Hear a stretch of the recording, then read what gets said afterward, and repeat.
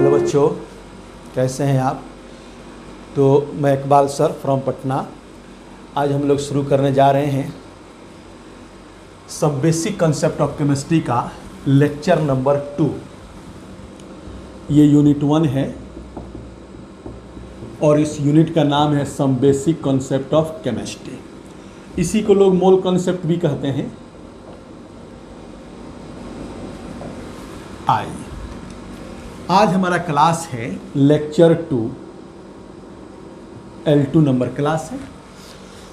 आज इसमें हम लोग सीखेंगे कि कोई एलिमेंट X हो, उसके नीचे Z होता है, ऊपर में A होता है। नीचे वाला जो होता है ना बाबू, उसको एटॉमिक नंबर कहते हैं।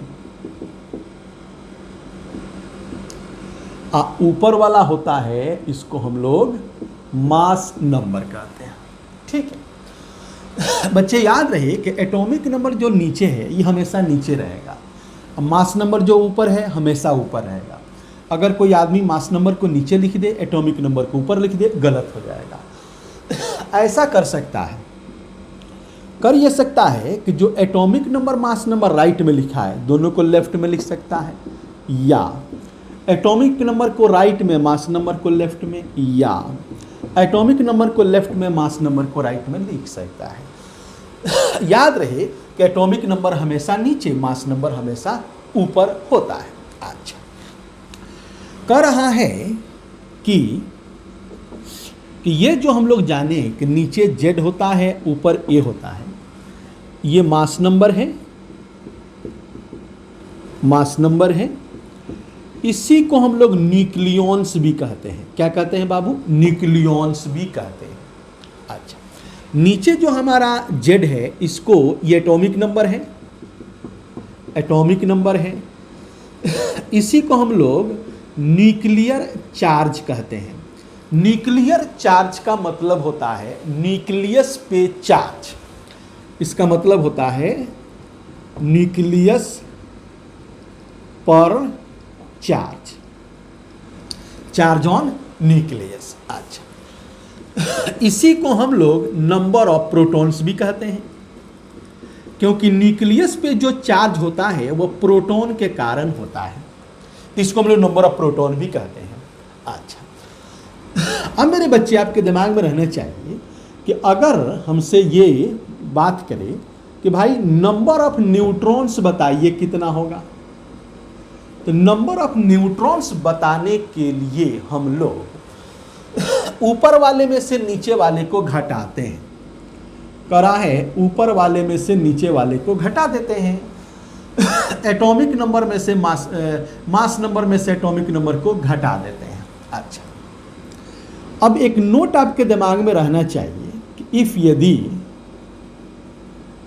एलिमेंट इज न्यूट्रल, अगर एलिमेंट न्यूट्रल हो, उदासीन हो, देन तब नंबर ऑफ प्रोटॉन्स जो होता है ये बराबर होता है नंबर ऑफ इलेक्ट्रॉन्स। ठीक है, अब देखो बच्चे, ये जो तुम्हारा एटम है और इसका ये न्यूक्लियस है, ये एटम हो गया और इसका ये क्या हो गया बाबू? न्यूक्लियस हो गया। तो याद रखो कि न्यूक्लियस में प्रोटॉन प्लस न्यूट्रॉन होता है और न्यूक्लियस के बाहर में इलेक्ट्रॉन होता है। ये तीन को हमेशा दिमाग में रखना है कि एटम के अंदर एक न्यूक्लियस होता है, उस न्यूक्लियस में प्रोटॉन और न्यूट्रॉन होता है और उस न्यूक्लियस के बाहर इलेक्ट्रॉन होता है। ठीक है, ये तीन लोग हमारे बेसिक पार्टिकल हैं। बेसिक पार्टिकल यानी फंडामेंटल पार्टिकल, जिनका होना जरूरी है। जो नहीं हो तो उस स्पीशीज का अस्तित्व खतरे में आ जाए, उसका होना जरूरी है। ऐसे तुमको पता होना चाहिए, एक नोट पता होना चाहिए कि एन एटम कंटेंस रखता है अबाउट लगभग 35 डिफरेंट सब एटॉमिक पार्टिकल्स। समझ रहे हो ना? एक एटम के अंदर 35 तरह के छोटे छोटे पार्टिकल होते हैं। ये एटम जो तुम्हारा है इसमें 35 तरह के पार्टिकल होते हैं, उसमें इन विच जिसमें 3 आर बेसिक पार्टिकल, उनमें से 3 बेसिक पार्टिकल है, इलेक्ट्रॉन, प्रोटॉन, न्यूट्रॉन। क्लियर बच्चे? तो तुमको क्या दिमाग में रखना है कि कोई एलिमेंट हो, नीचे एटॉमिक नंबर, ऊपर मास नंबर। दूसरा दिमाग में रखना है कि एटॉमिक नंबर को न्यूक्लियर चार्ज कहते हैं यानी न्यूक्लियस पर चार्ज हो गया, इसी को नंबर ऑफ प्रोटॉन्स कहते हैं। ऊपर वाले को मास नंबर, न्यूक्लियॉन्स कहते हैं। फिर यह दिमाग में रखना है कि न्यूट्रॉन निकालने के लिए मास नंबर में से एटॉमिक नंबर को घटाते हैं। अगर हमारा एलिमेंट न्यूट्रल है तो प्रोटॉन का नंबर इलेक्ट्रॉन के नंबर के बराबर होगा। उतार लो।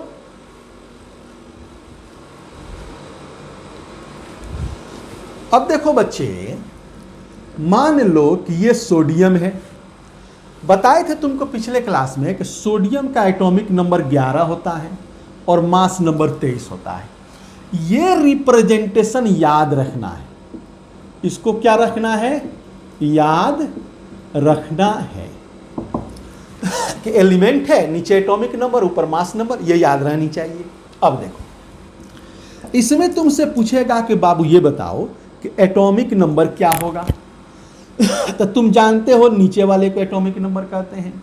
मास नंबर क्या होगा? तो तुम जानते हो ऊपर वाले को मास नंबर कहते हैं। फिर पूछेगा कि भाई प्रोटॉन का नंबर क्या होगा? तो तुम जानते हो कि सर बताए हैं कि प्रोटॉन नीचे वाले को कहते हैं। और न्यूक्लियर चार्ज तेरे से पूछ रहा है, मान लो न्यूक्लियर चार्ज, तो तुम जानते हो कि भाई न्यूक्लियर चार्ज प्रोटॉन को कहते हैं, अभी बताए थे। इसको न्यूक्लियर चार्ज कहते हैं। न्यूक्लियर चार्ज यानी न्यूक्लियस पर का चार्ज, न्यूक्लियस पे प्लस चार्ज होता है, ठीक है ना। ये कितना हो गया? 11। देखो बच्चे, फिर हम तुमको थोड़ा बात करें कि ये तुम्हारा एटम था और ये न्यूक्लियस था, इसमें प्रोटॉन प्लस न्यूट्रॉन थे, बाहर में इलेक्ट्रॉन था। याद रखो, इन तीनों में ये उदासीन होता है, न्यूट्रल होता है, कोई चार्ज नहीं। चार्ज का जो खेल है इसी दोनों से है। ये इस पर चार्ज निगेटिव होता है और इस पर चार्ज प्रोटॉन पे पॉजिटिव होता है। पॉइंट हमारा है न्यूक्लियर चार्ज, न्यूक्लियस पर का चार्ज। जब न्यूक्लियस पर चार्ज की बात करेंगे तो न्यूक्लियस में प्रोटॉन न्यूट्रॉन है, इस पर तो चार्ज ही नहीं है। यानी न्यूक्लियर चार्ज का मतलब है न्यूक्लियस पर का चार्ज, और न्यूक्लियस में प्रोटॉन न्यूट्रॉन है तो न्यूट्रॉन पे चार्ज ही नहीं है। तो न्यूक्लियर चार्ज का मतलब क्या हुआ? Charge on proton. समझ गया होगा। अब हम बात करें तुमसे कि बाबू इलेक्ट्रॉन के बारे में बताओ। तो ये उदासीन है, सोडियम उदासीन है, ना प्लस है ना माइनस है। चूंकि ये उदासीन है तो इलेक्ट्रॉन बराबर प्रोटॉन। जब उदासीन होगा तो इलेक्ट्रॉन उतना ही होगा जितना उसमें प्रोटॉन है। तो प्रोटॉन तुम्हारा 11 है नीचे वाला। अगर हम न्यूट्रॉन निकालना चाहते हैं बच्चे, तो ऊपर वाला माइनस नीचे वाला, 23 माइनस 11 बराबर कितना? 12, ठीक है ना। फिर तुमसे पूछ रहा है कि न्यूक्लियॉन्स बताओ बाबू कितना होगा। न्यूक्लियॉन्स बराबर या तो तुम मास नंबर बोल दो या फॉर्मूला दिमाग में रख लो कि न्यूक्लियॉन्स बराबर, यहाँ लिख दें, यहाँ लिख देते हैं, देखो। तो न्यूक्लियॉन्स बराबर या तो मास नंबर बोलो या न्यूक्लियॉन्स, न्यूक्लियस में जो है न्यूक्लियॉन्स, तो न्यूक्लियस में प्रोटॉन न्यूट्रॉन है तो ये हो गया। तो न्यूक्लियॉन्स बराबर मास नंबर बोलो, चाहे बोलो प्रोटॉन प्लस न्यूट्रॉन, ठीक है ना। तो यानी तुमसे न्यूक्लियॉन्स बराबर पूछेगा तो या तो मास नंबर बोल दो, चाहे प्रोटॉन प्लस न्यूट्रॉन बोल दो। तो मास नंबर तुम्हारा कितना है बाबू? वो 23 है। क्लियर? अब देखो, थोड़ा और बढ़िया से क्लियर करने के लिए एक एग्जाम्पल और लेते हैं। एल्युमिनियम 13 और 27। इसमें तुमसे पूछ रहा है कि बाबू बताओ एटॉमिक नंबर क्या होगा। क्या बताओगे? ये नीचे वाला 13, मास नंबर क्या होगा 27, इलेक्ट्रॉन क्या होगा, तो ये नीचे वाला उदासीन के केस में जो प्रोटॉन होता है वही न्यूट्रॉन वही इलेक्ट्रॉन होता है। यही ना तुम्हारा प्रोटॉन है 13। प्रोटॉन की बात आएगी तो क्या बोलोगे, ये 13। न्यूट्रॉन की बात आएगी तो 27 में से 13 माइनस कर दोगे 14। न्यूक्लियॉन्स की बात आएगी तो ये मास नंबर 27 और क्या तुम्हारा एक और जाएगा इधर, न्यूट्रॉन भी हो गया, न्यूक्लियर चार्ज। तो न्यूक्लियर चार्ज क्या होगा बाबू, न्यूक्लियस पर का चार्ज नीचे वाला 13। उतारो बच्चे उतारो।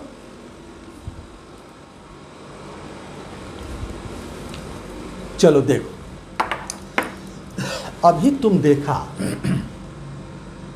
कि मान लो कि तुमने ले लिया fluorine 919।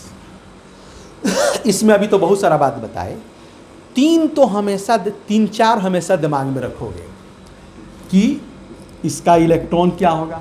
Atomic number mass number तू समझ गया कि भाई एटॉमिक नंबर नीचे वाला, मास नंबर ऊपर वाला। अब 4 को हमेशा हम ढोया करेंगे, एक इलेक्ट्रॉन, दूसरा प्रोटॉन, तीसरा न्यूट्रॉन और चौथा न्यूक्लियॉन। ये बात तुमको हमेशा दिमाग में रखना है। अच्छा, इलेक्ट्रॉन नीचे वाला, प्रोटॉन नीचे वाला, न्यूट्रॉन ऊपर वाला माइनस नीचे वाला बराबर 10, न्यूक्लियॉन्स ये ऊपर वाला, या तो ऊपर वाला बोल दो, चाहे प्रोटॉन प्लस न्यूट्रॉन जोड़ दो। प्रोटॉन तुम्हारा 9, न्यूट्रॉन 10 बराबर कितना हो गया 19। अच्छा, मान लो ये ऐसा नहीं रहता, ये रहता फ्लोरीन पर एक माइनस। तो याद रखो, करा है कि एलिमेंट हो उसमें माइनस हो और प्लस हो। तो माइनस का मतलब क्या, प्लस का मतलब क्या। माइनस का मतलब होता है गेन ऑफ इलेक्ट्रॉन, इलेक्ट्रॉन लेना। अब प्लस का मतलब होता है लॉस ऑफ इलेक्ट्रॉन, इलेक्ट्रॉन देना। तो प्लस माइनस से सिर्फ इलेक्ट्रॉन का नंबर बदलेगा, बाकी किसी का नंबर नहीं बदलेगा। याद रखोगे, प्लस या माइनस से सिर्फ इलेक्ट्रॉन का नंबर बदलेगा। समझ रहे हो ना। देखो ना, ये एलिमेंट है या कोई भी स्पेसीज है बच्चे, उसमें माइनस मतलब किसका लेना, इलेक्ट्रॉन का लेना, गेन ऑफ इलेक्ट्रॉन, ना कि प्रोटॉन लेना, ना कि न्यूट्रॉन लेना, ना कि न्यूक्लियॉन्स लेना, ना कि न्यूक्लियर चार्ज लेना, ना कि एटॉमिक नंबर लेना, ना कि मास नंबर लेना। क्या लेना, तो कह रहा है गेन ऑफ इलेक्ट्रॉन, इलेक्ट्रॉन लेना। तो इलेक्ट्रॉन ही बदलेगा। प्लस में लॉस ऑफ इलेक्ट्रॉन, इलेक्ट्रॉन का देना, तो इलेक्ट्रॉन घटेगा। यानी प्लस माइनस से सिर्फ इलेक्ट्रॉन बदलता है, बाकी में कोई बदलाव नहीं होता है। तो अब मान लो माइनस है, अब तुमसे पूछे कि इलेक्ट्रॉन बताइए, तो रिप्रेजेंटेशन याद रखोगे, पहचान, इंसान की पहचान, मटेरियल की पहचान, आइडेंटिफिकेशन। तो फ्लोरीन का पहचान क्या है, फ्लोरीन 9 और 19 ये उसका पहचान है। इलेक्ट्रॉन 9, एक माइनस का मतलब एक लेना, ये लिया है, जहां माइनस रहेगा वहां जोड़ देंगे, तो ये हो गया तुम्हारा 10। प्रोटॉन कितना होगा बाबू, प्रोटॉन तुम्हारा होगा नीचे वाला 9। प्रोटॉन में नहीं घटेगा बढ़ेगा, प्लस या माइनस से सिर्फ इलेक्ट्रॉन का नंबर बदलता है, सिर्फ इलेक्ट्रॉन बदलता, बाकी लोग नहीं बदलते हैं। तो देखो प्रोटॉन 9 यहां होगा, यहां भी प्रोटॉन तुम्हारा 9 था, यहां भी 9 नहीं बदला। न्यूट्रॉन, न्यूट्रॉन में ऊपर वाला माइनस नीचे वाला, 19 माइनस 9 10। देखो यहां भी 10 था, यहां भी 10 आया, नहीं बदलेगा। न्यूक्लियॉन्स की बात करोगे तो न्यूक्लियॉन्स क्या होगा तुम्हारा, प्रोटॉन प्लस न्यूट्रॉन। प्रोटॉन तुम्हारा कितना 9, न्यूट्रॉन कितना 10 बराबर 19। देखो यहां जितना है यहां भी उतना ही था। तो प्लस माइनस से सिर्फ इलेक्ट्रॉन बदलेगा, बाकी लोग नहीं बदलेंगे। उतारो। तो बच्चे अब हम लोग देखने जा रहे हैं, जैसे मान लो कि तुम्हारा एल्युमिनियम है 13 और 27, इसमें इलेक्ट्रॉन क्या होगा, नीचे वाला 13, प्रोटॉन क्या होगा, नीचे वाला 13, न्यूट्रॉन क्या होगा, ऊपर वाला माइनस नीचे वाला बराबर 14, और न्यूक्लियॉन्स क्या होगा बाबू, प्रोटॉन प्लस न्यूट्रॉन, प्रोटॉन तुम्हारा 13, न्यूट्रॉन 14 बराबर 27। लेकिन बच्चे हम एल्युमिनियम पर 3 प्लस दे करके पूछें कि इलेक्ट्रॉन बताओ, प्रोटॉन बताओ, न्यूट्रॉन बताओ और न्यूक्लियॉन्स बताओ, तो क्या होगा। सबसे पहले इसका पहचान लिखेंगे, आइडेंटिफिकेशन 13 और 27। इसका पहचान, ये पहचान नहीं बदलता है बच्चे, हर बॉडी का एक आइडेंटिफिकेशन होता है, वो अपने पहचान से हट जाए तो वो बॉडी नहीं है, वो एरर है, उसमें इम्प्योरिटी आ गया, तो ये इसका पहचान है, आइडेंटिफिकेशन। एल्युमिनियम के नीचे 13, ऊपर 27। चलो तो ये 13 हुआ। 3 प्लस का मतलब है 3 इलेक्ट्रॉन। अब देखो 3 प्लस है तो इलेक्ट्रॉन तो बदलेगा प्लस माइनस से, तो हम घटाएं कि बढ़ाएं, तो 3 प्लस है ना, तो 3 इलेक्ट्रॉन देना। ये प्लस का मतलब क्या है, इलेक्ट्रॉन का देना, निकलना।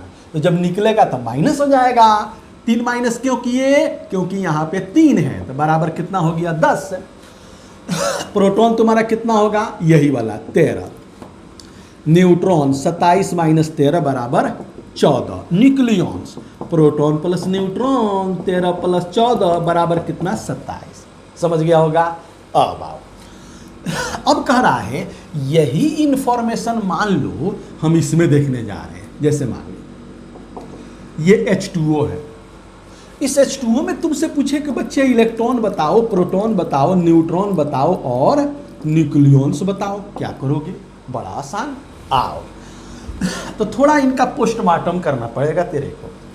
हाइड्रोजन के नीचे 1 और ऊपर 1, ये पहचान, हाइड्रोजन का पहचान, आइडेंटिफिकेशन, रिप्रेजेंटेशन। हाइड्रोजन के नीचे 1 ऊपर 1, 2 है तो 2 से गुना, ऑक्सीजन के नीचे 8 ऊपर 16 हो गया। अब सबका वैल्यू रख देंगे। इलेक्ट्रॉन कितना हुआ हाइड्रोजन के अंदर 1, 2 है तो 2 से गुना, ऑक्सीजन के नीचे 8 बराबर 10 हो गया। प्रोटॉन हाइड्रोजन के नीचे 1, 2 है तो 2 से गुना, ऑक्सीजन का 8 बराबर 10। न्यूट्रॉन तो हाइड्रोजन में 1 में से 1 माइनस करोगे तो 0 गुने 2, 16 में से 8 माइनस करोगे 8 बराबर 8। Nucleons proton plus neutron, proton तुम्हारा कितना है बाबू 10, न्यूट्रॉन कितना है 8 बराबर कितना हुआ 18। जरूर समझ गया होगा। उतारो, उतारते रहो। चल अब मेरे दोस्त मान लो ये CO2 दिया गया है, इसमें तेरे से पूछ रहा है इलेक्ट्रॉन बता दो, प्रोटॉन, न्यूट्रॉन और न्यूक्लियॉन्स, क्या करोगे। तो पोस्टमार्टम, कार्बन के नीचे 6 ऊपर 12, ऑक्सीजन के नीचे 8 ऊपर 16, 2 से गुना, उतना कर लेना है। चलो ये कार्बन में इलेक्ट्रॉन 6, ऑक्सीजन 8 से 8 है, ये नीचे 8 और 2 से गुना, 8 दूनी 16, 6 22। प्रोटॉन देखो, कार्बन में कितना 6, ऑक्सीजन में 8, 2 से गुना, 8 दूनी 16, 6 22। न्यूट्रॉन देखो, 12 में से 6 माइनस हुआ 6, 16 में से 8 माइनस हुआ 8 गुने 2, 8 दूनी 16, 6 22। Nucleons proton plus neutron, proton तुम्हारा कितना 22, न्यूट्रॉन कितना 22, समझ रहे हो, बराबर 44 आंसर। अब आओ, अब कह रहा है बच्चे H3O पर 1 प्लस, इसको हम हाइड्रोनियम आयन कहते हैं, इसका नाम क्या है, हाइड्रोनियम आयन। उस सब हम नाम बताएंगे। जैसे ये कार्बन डाइऑक्साइड है, पीछे वाला वाटर था। इसमें तेरे से पूछ रहा है इलेक्ट्रॉन बता दो, प्रोटॉन बता दो, न्यूट्रॉन बता दो, न्यूक्लियॉन्स बता दो। ये बात जरूर दिमाग में रखोगे कि प्लस माइनस से सिर्फ यही बदलेगा, ये सब नहीं बदलेंगे बच्चे। प्लस माइनस से सिर्फ इलेक्ट्रॉन बदलेगा, बाकी में कोई बदलाव नहीं। चलो देखते हैं। हाइड्रोजन के नीचे 1 ऊपर 1, कितना हाइड्रोजन है 3, 3 से गुना करो। ऑक्सीजन के नीचे 8 ऊपर 16, एक ही ऑक्सीजन है तो गुना करने की झंझट नहीं है। चलो, हाइड्रोजन में 1 इलेक्ट्रॉन, 3 है तो 3 से गुना, ऑक्सीजन में 8। एक प्लस है, एक प्लस है, ये प्लस है बाबू। तो प्लस में क्या है, प्लस का मतलब देना। तो देना जब होगा तो एगो घट जाएगा, 8 एक घट गया तो 7, 7 3 10 हो गया। यहाँ आओ, प्रोटॉन, हाइड्रोजन में 1, 3 से गुना, ऑक्सीजन में 8, 8 3 11 हो गया। ठीक है, यहाँ आओ, न्यूट्रॉन, 1 में से 1 घटाओगे तो 0, गुने 3, 16 में से 8 घटाओगे। न्यूट्रॉन में घटाते हैं बच्चे, ऊपर वाले में से नीचे वाले को घटाते हैं। हर लेक्चर को बढ़िया से समझने के लिए पिछला लेक्चर जानना जरूरी है। पिछला लेक्चर तुम डालोगे some basic concept of chemistry by Iqbal sir Patna, तो वो आ जाएगा। Some basic concept of chemistry Iqbal sir Patna डालोगे तो लेक्चर आ जाएगा। लेक्चर 1 देखोगे, फिर ये देखोगे, तो फिर तुमको कोई दुनिया का आदमी हरा नहीं सकता है, तुम हरा दोगे। चलो, यहाँ पे तुम्हारा कितना हुआ, 8 बराबर 8 हुआ। Nucleons, proton plus neutron, proton तुम्हारा 11, न्यूट्रॉन 8 बराबर 19, आंसर हो गया। चलो उतारो, चलो अब हम लोग देखने जा रहे हैं बच्चे, मान लो CO3 पर 2 माइनस, इसका नाम क्या है, कार्बोनेट आयन। नाम से परेशान नहीं होना है, हम लोग सब नाम जान लेंगे। बड़ा आसान नाम है इसका, कार्बोनेट आयन। तुम ये दिमाग में आ रहा होगा सर कार्बोनेट आयन कैसे हुआ, ये सब बात बड़ी आसान बात है, हम लोग देखेंगे।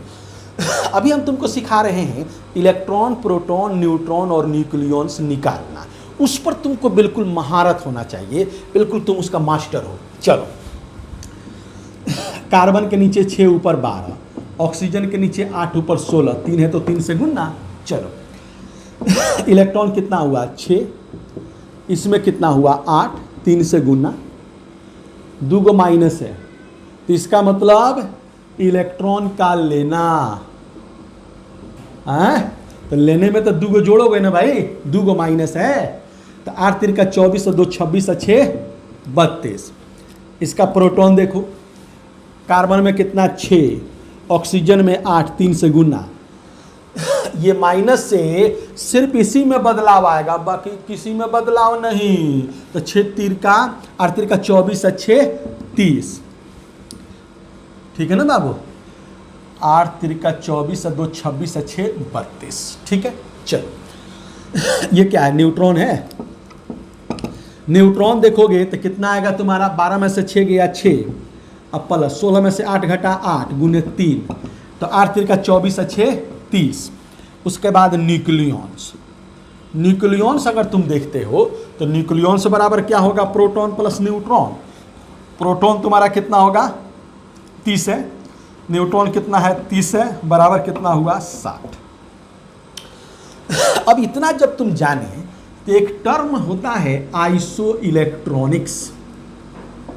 क्या होता है, आइसो इलेक्ट्रॉनिक्स। आइसो इलेक्ट्रॉनिक किसे कहते हैं, कह रहा है the species which has same number of electrons.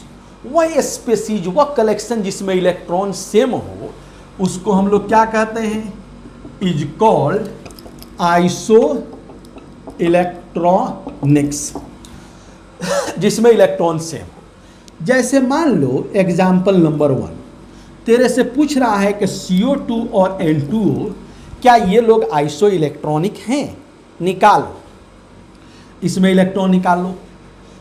जो एटॉमिक नंबर, अब देखो थोड़ा और आगे बढ़ रहे हैं, अब इस तरह का फ्रेम तुमको नहीं दिमाग में रखना है।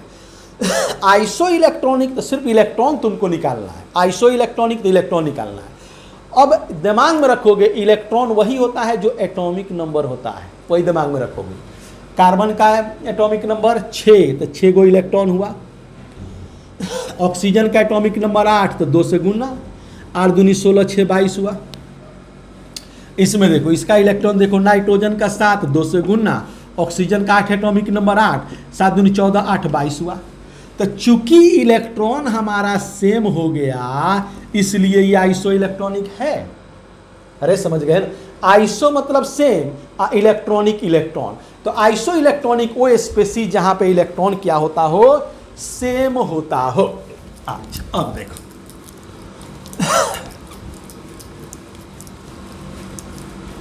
केमिस्ट्री बहुत आसान सिलेबस होता है बच्चे, थोड़ा सा ध्यान दोगे तो 100 में 100 कर सकते हो। चल आगे बढ़ते हैं। क्वेश्चन कह रहा है identify the iso electronic collection कह रहा है आइसो इलेक्ट्रॉनिक कलेक्शन को तुमको आइडेंटिफाई करना है। एक नंबर में है के पर प्लस, स्कैंडियम पे 3 plus, neon, sulphur. B number में है CO2, N2O और N2O2। सी नंबर में है Cn पर 1 माइनस, O2 पर 2 प्लस, N2 और NO पर 1 प्लस। डी नंबर में है कि ऑक्सीजन पर 2 माइनस, नियॉन, एल्युमिनियम पर 3 प्लस और कार्बन पे 4 माइनस। इसमें देखो एक भी आंसर हो सकता है, एक से ज्यादा भी हो सकता है। 1 और मोर देन 1 में बी करेक्ट ऑप्शन। चलो देखते हैं। याद रखोगे हमको इसमें देखना आइसो इलेक्ट्रॉनिक कलेक्शन, इलेक्ट्रॉन जिसमें सेम हो। चलो तो देखो इसमें पोटासियम का एटॉमिक नंबर 19 होता है, एगो प्लस है तो वो हटाओगे तो कितना हो गया 18। स्कैंडियम का एटॉमिक नंबर 21 सब बताए हैं तुमको पिछले क्लास में। स्कैंडियम का एटॉमिक नंबर 21, 3 प्लस है तो 3 घटाओगे बराबर 18। नियॉन देखो, नियॉन का एटॉमिक नंबर कितना होता है 10। हीलियम नियॉन बताएं एटॉमिक नंबर नियॉन का 10। तो ये तो आइसो इलेक्ट्रॉनिक कलेक्शन नहीं हुआ भाई।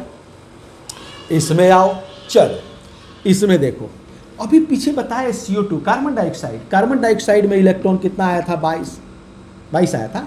कार्बन का देख लो, कार्बन का 6, ऑक्सीजन का 8, 2 है तो 2 से गुना, 8 दूनी 16, 6 22। ये N2O सबका नाम बताएंगे। ये जानते हो क्या होता है? ये नाइट्रस ऑक्साइड होता है। इसी को लाफिंग गैस कहते हैं बच्चे, हंसाता है इंसान को लाफिंग गैस। ठीक है, इसमें इलेक्ट्रॉन देखो, नाइट्रोजन का 7, 2 है तो 2 से गुना, ऑक्सीजन का 8, 7 दूनी 14, 8 22। इसमें देखो कह रहा है इलेक्ट्रॉन नाइट्रोजन का 7 2 से गुना, ऑक्सीजन का 8 2 से गुना, 7 दूनी 14, 8 दूनी 16, तो 14 दूनी 28, 8 2 30। ये नहीं ना हुआ बाबू, ये भी नहीं हुआ। अब आओ सी के पास, इनको देखते हैं। चलो इनमें देखो, कार्बन का बताओ एटॉमिक नंबर 6, नाइट्रोजन का 7, 1 माइनस है तो 1 इलेक्ट्रॉन लेना, माइनस लेना, प्लस देना इलेक्ट्रॉन। तो ये 6 7 13 1 14 हुआ। यहाँ देखो ऑक्सीजन का 8 2 से गुना 2 है, और 2 को प्लस से 2 घट गया, 8 दूनी 16, 2 घट गया 14। यहाँ आओ, नाइट्रोजन का 7 2 है 2 से गुना, तो ये कितना हो गया 14। यहाँ आओ, नाइट्रोजन का 7, ऑक्सीजन का 8, 1 माइनस से 1 प्लस से तो घटेगा 14। सब में इलेक्ट्रॉन बराबर हो गया, आइसो इलेक्ट्रॉनिक कलेक्शन। इनको देखो, ऑक्सीजन का कितना है 8, 2 को माइनस से 2 को लिया बराबर 10। इसमें देखो नियॉन का atomic number 10, no plus no minus तो उतना ही रहेगा। यहाँ आओ, यहाँ कह रहा है एल्युमिनियम का 13, 3 प्लस का मतलब 3 इलेक्ट्रॉन घट गया 10। कार्बन का 6, 4 माइनस का मतलब 4 इलेक्ट्रॉन लेना 10। ये भी आइसो इलेक्ट्रॉनिक कलेक्शन, समझ गया ना? उतारो।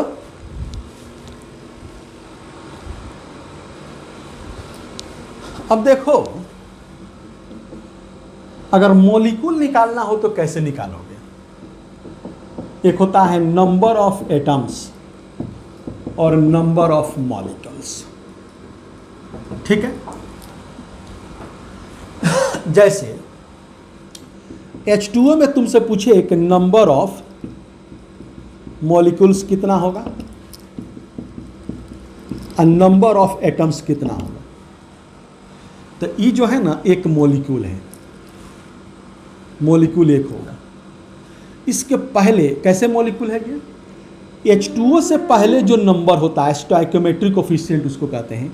यहाँ कुछ नहीं है तो एक है, तो ये नंबर ऑफ मॉलिक्यूल एक हुआ। नंबर ऑफ एटम की जब बात आएगी ना तो देख लेंगे कौन कौन लोग हैं। 2 हाइड्रोजन 1 ऑक्सीजन है बराबर 3 हो गया। मान लो कि यही हो 5H2O। अब नंबर ऑफ मॉलिक्यूल तुम्हारा कितना हो गया, 5 हो गया। और नंबर ऑफ एटम कितना हो गया, 5 गुना 2 + 1 तो 3 5 यही 15 हो गया। आगे कह रहा है, मान लो तुमसे कह रहा है कि CaCO3 मॉलिक्यूल बताओ। ये एगो मॉलिक्यूल है।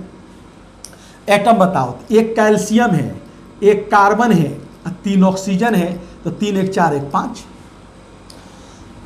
आगे तुमसे कह रहा है कि Al2SO4 का होल थराई इंटू 24H2O। पूरा हम एलम नहीं लिख रहे हैं, एलम बहुत तरह का होता है, K2SO4 Al2SO4 का होल थराई इंटू 24H2O, हम थोड़ा सा लिख रहे हैं। कह रहा है मान लो इसमें तुमसे पूछे कि मॉलिक्यूल बताओ, तो देखो याद रखोगे ये पूरा, चलो पूरा एलम लिख देते हैं। K2SO4 Al2SO4 का होल थराई इंटू 24H2O। एलम बहुत तरह का 6-7 तरह का होता है, उसमें ये पोटास एलम है, फिटकीरी एलम का एक टाइप होता है। इनऑर्गेनिक को हम लोग देखेंगे। चलो ये कैल्शियम कार्बोनेट है, इसी को मार्बल, आइसलैंड स्पार, एरोगोनाइट, बहुत सारा नाम है, हम लोग देखेंगे। अभी हम बात कर रहे हैं कि भाई इलेक्ट्रॉन प्रोटॉन निकालना और मॉलिक्यूल का बात कर रहे हैं। जब नाम की बात करेंगे तो नाम आपको बताएंगे, तो दुनिया का कोई भी मॉलिक्यूल है आप नाम उसका रख देंगे। चलिए तब मॉलिक्यूल देखिए, इतना जो आप पढ़ाई किए हैं 10वां तक पढ़े हो बच्चे, तो तुम्हारे दिमाग में होना चाहिए कि पोटासियम सल्फेट है, ये एगो मॉलिक्यूल है, दूसरा मॉलिक्यूल ये है, और फिर ये मॉलिक्यूल है।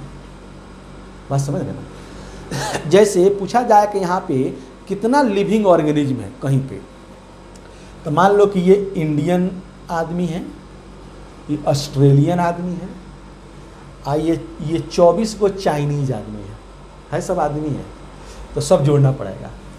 एगो आदमी ये है, एक ये है मॉलिक्यूल, और 24 गो वहाँ पे है, 26 हो गया एटम। इसमें एटम देखिए तो कितना होगा, 2 पोटासियम 1 सल्फर 4, ये कौन हुआ, ये वाला होगा, प्लस 2 एल्युमिनियम 3 सल्फर 3 है, 4 3 12 ऑक्सीजन, ये इनका हुआ, प्लस 24 गुने हाइड्रोजन 2 + 1 हुआ, तो ये 4 1 5 और कितना हुआ, 4 1 5 2 7 हुआ, 12 3 15 2 17 हुआ, और 24 3 72 हुआ। जोड़ लीजिए 7 7 14 15 16 6 बचा 1, और 7 1 8 1 9। बात समझ रहे ना, 7 दूनी 14 15 16 6 बचा 1, 7 1 8 और 1 9। क्लियर। तो ये नंबर ऑफ एटम और नंबर ऑफ मॉलिक्यूल हम लोग समझे। अच्छा आप कहेंगे कि सर आप ही बताए कि ये K2SO4 एगो मॉलिक्यूल, फिर ये एक मॉलिक्यूल, और ये हमारा 24 को मॉलिक्यूल, तो सर ये तो ओवरऑल एक मॉलिक्यूल है। नहीं, ये ओवरऑल एक कंपाउंड है। यह जो है यह है एक कंपाउंड है, और इसमें 24 25 26 मॉलिक्यूल्स हैं। समझ रहे हो ना, उतारो।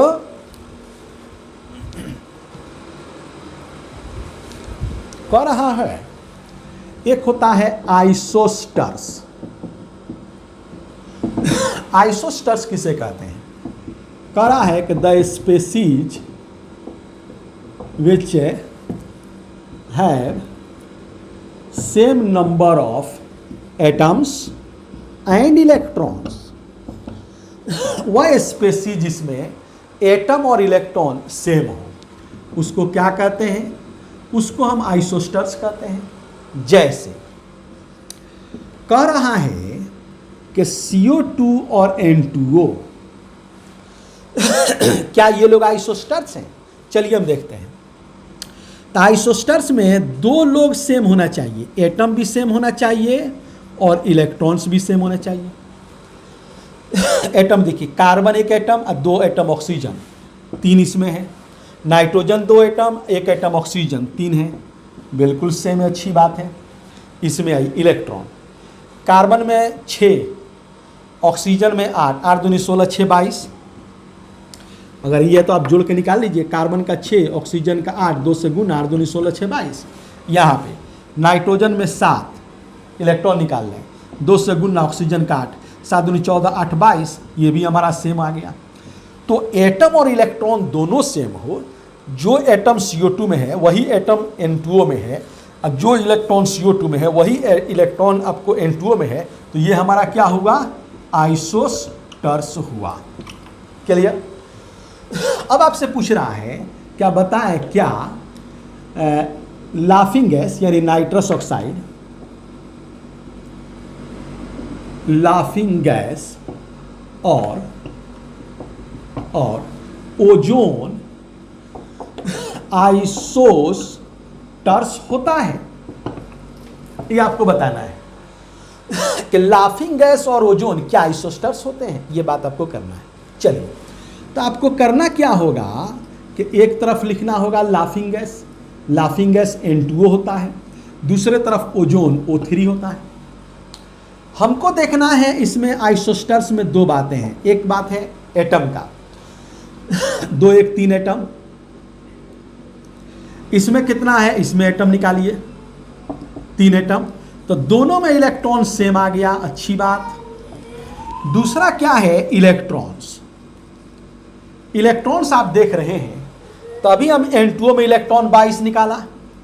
इसमें देखिए, इसमें ऑक्सीजन में इलेक्ट्रॉन 8 होता है, 3 से गुना 24 हो गया। तो इसका इलेक्ट्रॉन बराबर नहीं हुआ, सेम नहीं हुआ, तो ये आइसोस्टर्स नहीं है, यानी आंसर क्या होगा? नो। क्लियर? उतारो बच्चे। चलो, अब देखो अगला, एटॉमिक वेट तो आपको याद करना पड़ेगा, मोलेकुलर वेट निकालना पड़ता है। जैसे molecular weight of molecules, molecules का मोलिकुलर वेट आपको निकालना होगा।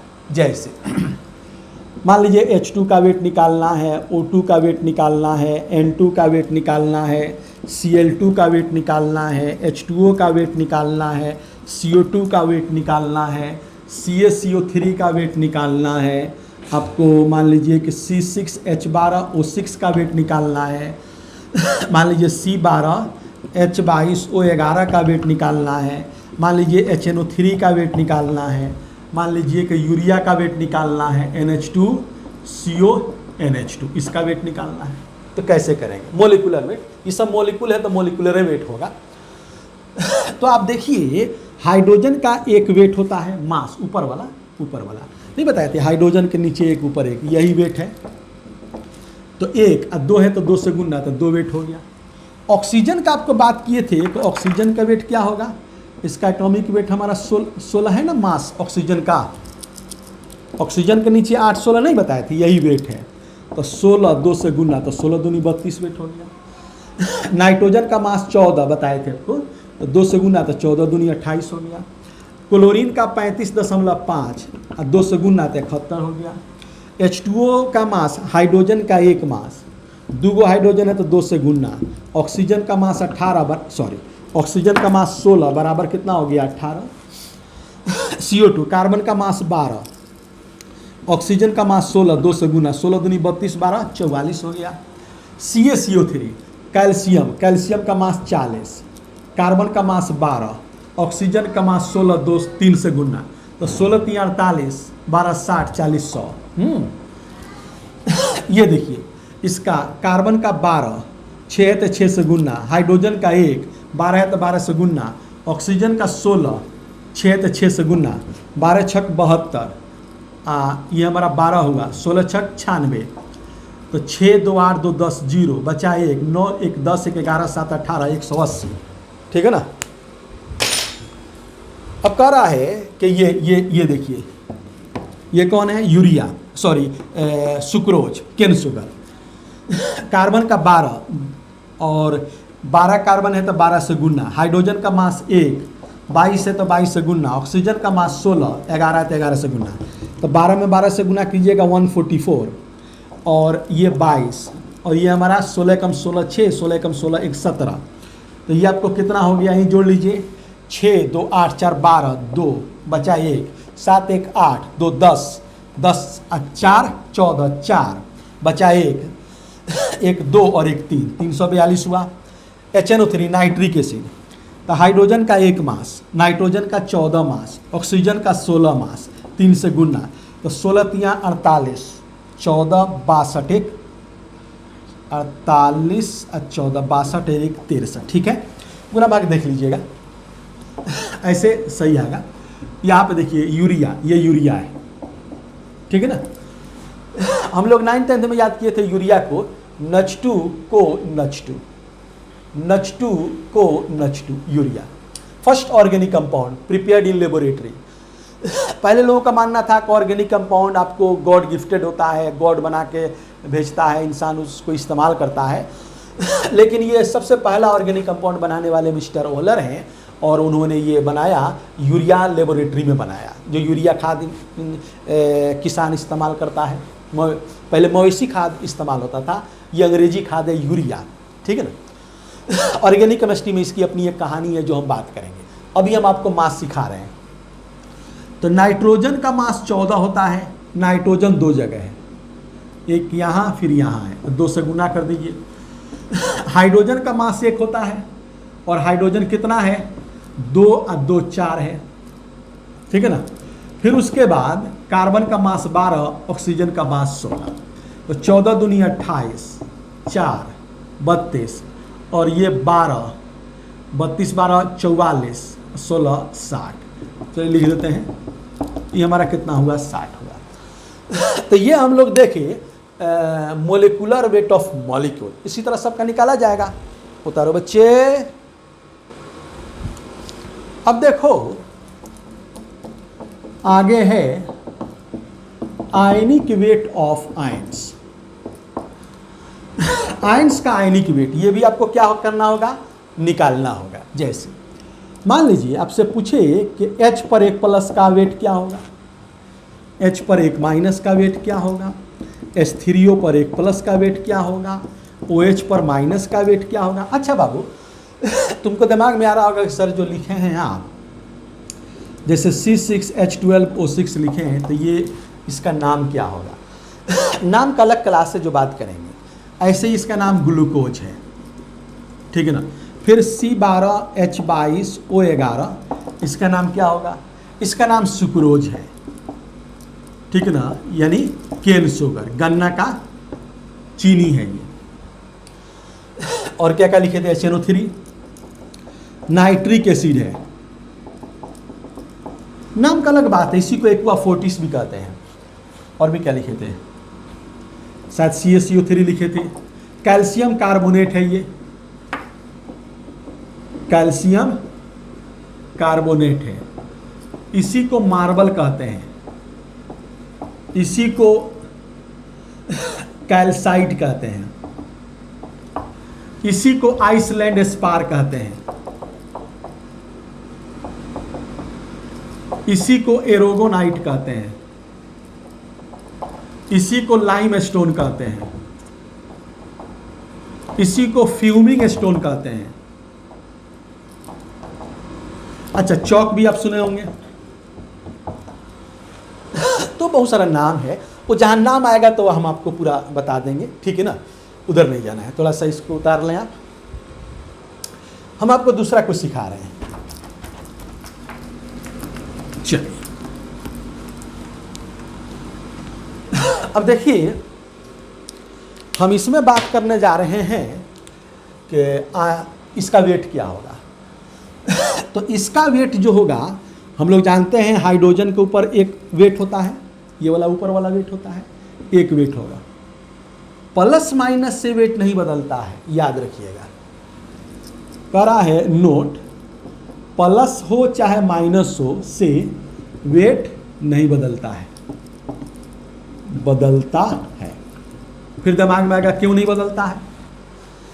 इसलिए नहीं बदलता है कि प्लस या minus means gain means loss या गेन ऑफ इलेक्ट्रॉन। बात समझ रहे हैं? कह रहा है कि ये प्लस या माइनस का मतलब है इलेक्ट्रॉन का देना या लेना, and mass of electron is zero. Plus या माइनस का मतलब होता है इलेक्ट्रॉन का देना या लेना, इलेक्ट्रॉन का मास जीरो है। जीरो मास देंगे लेंगे कोई फर्क नहीं पड़ता है। जैसे एक आदमी जोश में आ गया, वो कहा कि भाई आज इस भिखारी को बहुत पैसा दान करना है, और वह $0 ट्रिलियन दान कर दिया। अरे भाई ट्रिलियन बिलियन बोलने से थोड़े होता है, उसमें जीरो है, जीरो का मतलब कुछ नहीं, कुछ पैसा दान नहीं किया है। तो याद रखिएगा प्लस या माइनस से वेट नहीं बदलता है। क्यों नहीं बदलता है? कि प्लस या माइनस मीन्स लॉस या गेन ऑफ इलेक्ट्रॉन होता है। प्लस है लॉस के लिए, माइनस है गेन के लिए, और इलेक्ट्रॉन का मास जीरो होता है। तो प्लस या माइनस का से मास नहीं बदलेगा, याद रहे। तो हाइड्रोजन एक है तो उसका मास एक हो गया, और यहाँ पे हाइड्रोजन पर माइनस है, तो चूंकि एक हाइड्रोजन है तो उसका मास एक, प्लस माइनस से मास नहीं बदलता है। यहाँ पे एक हाइड्रोजन का मास एक, 3 है तो 3 से गुणना, ऑक्सीजन का मास 16, प्लस माइनस से मास नहीं बदलता, तो 16 3 19। यहाँ पे आइए, ऑक्सीजन का 8, हाइड्रोजन का 1, प्लस माइनस से मास नहीं बदलता है, तो ये हमारा 9 हुआ। आगे कह रहा है CO3 पर 2 माइनस, कार्बन का 12, ऑक्सीजन का 16, 3 से गुना, प्लस माइनस से मास नहीं बदलता है, तो 16 3 48 12, 48 12 16, तो ये 12 16 3 48 12 कितना हो जाएगा बाबू? 60 16, 16 3 48 12 60, ठीक है ना। आगे कह रहा है SO4 पर 2 माइनस, इसका मास देखिए, सल्फर का मास 32, ऑक्सीजन का मास 16, 4 से गुना, प्लस माइनस मास नहीं बदलता है, तो 16 चौका 64 32 96, ठीक है ना।